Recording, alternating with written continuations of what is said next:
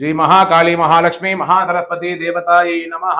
तदंगा धूपमाघ्रापयामि धूपम् ओम वनस्पत्युद्भवे दिव्ये नानागन्धे संयुतः आघ्रेय सर्वदेवानां धूपोऽयं प्रतिगृह्यताम्।